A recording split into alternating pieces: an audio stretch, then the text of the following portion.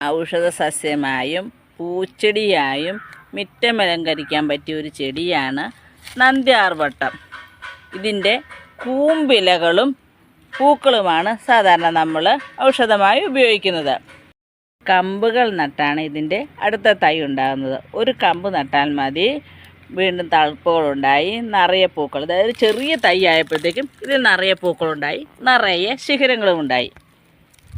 ഇതുപോലെ തന്നെ വീണ്ടും ഇതിങ്ങനെ വളർന്ന് വലുതായി കുറേ പൊക്കത്തിലാകും. ഏകദേശം ഒരാളോളം പൊക്കത്തിൽ വരെ ആകുന്ന ഒരു ചെടിയാണിത്. ഇതൊരു ചെറിയ തയ്യാണ് ഞാൻ ഈ കാണിച്ചിരിക്കുന്നത്.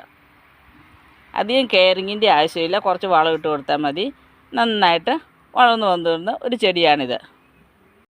പൂവിൽ ഒരു നിര ഇതളുകളുള്ള നന്ദ്യാർവട്ടമാണിത്. നിറയെ ഇതളുകളുള്ള നന്ദ്യാർവട്ടവുമുണ്ട്. ഈ രണ്ട് ചെടികളിലെയും പൂക്കൾക്ക് നല്ല വാസനയുണ്ടായിരിക്കും.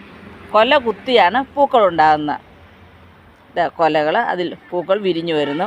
ഇതൊക്കെ അടുത്ത ദിവസം വിരിയാനുള്ള പൂക്കളാണ്. അടുത്തടുത്ത മൊട്ടുകളും. ഒരു ലെയറല്ലാതെ നിറയെ ഇതളുകളുള്ള, അതായത് ഒരു പൂവിൽ നിറയെ ഇതളുകളുള്ള നന്ദ്യാർവട്ടവും ഉണ്ട്. ഇതിൻ്റെ കമ്പുകൾ നട്ടാണ് അടുത്ത തൈ ഉണ്ടാകുന്നത്. ഇത് വേറൊരു പ്രത്യേകത എന്ന് വെച്ചാൽ ഈ ചെടിയിൽ നിറയെ പാലുകളുണ്ട്. അതായത് ഒരു കമ്പ് ഒടിച്ചു കഴിഞ്ഞാൽ പാല് വരുന്നത് ഇതാണത്. ഇതിൻ്റെ ചെടിയോ ഇലയോ ഒടിച്ചു കഴിഞ്ഞാൽ പാല് വരുന്നത് കാണാം.